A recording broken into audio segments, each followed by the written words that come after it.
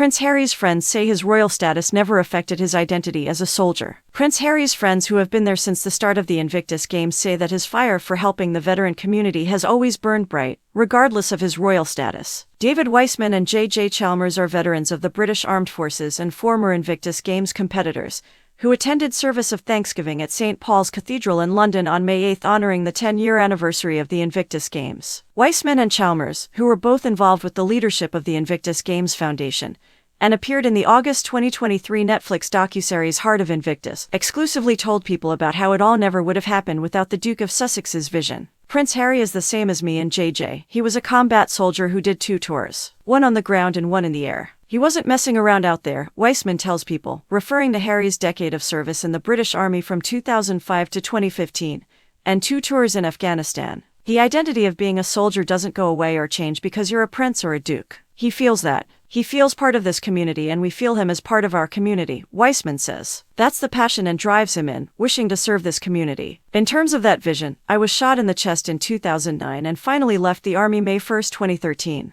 I think on May 15 I was on this tour with Prince Harry and called in to see the Warrior Games. King Charles' younger son has cited a May 2013 trip to the U.S., where he saw the adaptive sports tournament for wounded, ill and injured active duty and veteran U.S. military service members organized by the U.S. Department of Defense as the breakthrough inspiration to launch the Invictus Games, which Weissman verifies came to be over breakfast the next day. He could see where this was going. He sat there, glass of orange juice in hand, and created this vision. He said, "This is mega. What we're seeing here is brilliant, but let's take it back. Let's internationalize it. Invite the world and the general public. Put it in the Olympic Park and put it on the BBC and let's have a huge closing concert.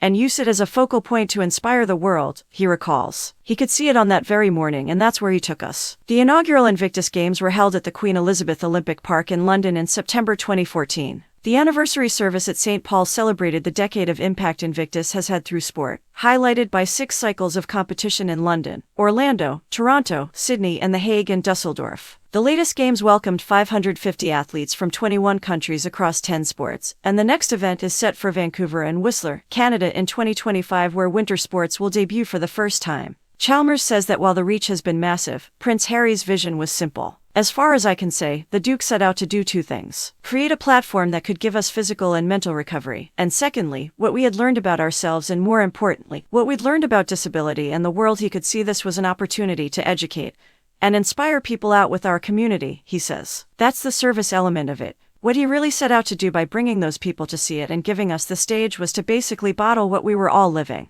That's where that I am in the name Invictus Games came from, he continued, referring to the William Ernest Henley poem that inspired the Invictus motto, and was read at the service of Thanksgiving. Chalmers and Weissman both joked that they could have come up with the idea but only one person could deliver it. He could have done anything with his time, and his resource and his life, but he decided to commit it to others and to our community, a community that he's part of, Chalmers says of Prince Harry's platform. And I will be forever grateful that I got caught in the wake of that and got to be part of it and continue to be part of it. Chalmers suffered life-threatening injuries while serving with the Royal Marines in Afghanistan, became captain for Team Great Britain's trike cycling at the first event in 2014, and won a gold medal before becoming an Invictus Games Foundation trustee. Weissman, meanwhile, helped helm the original executive team for the first Invictus Games and captained at Orlando 2016, and has clinched 14 medals. "No one wants to see me in my Speedos anymore," Weissman jokes about his former Invictus sport of swimming. "My job now is to bring in more and more nations who have a closer proximity to not just conflict but deployment.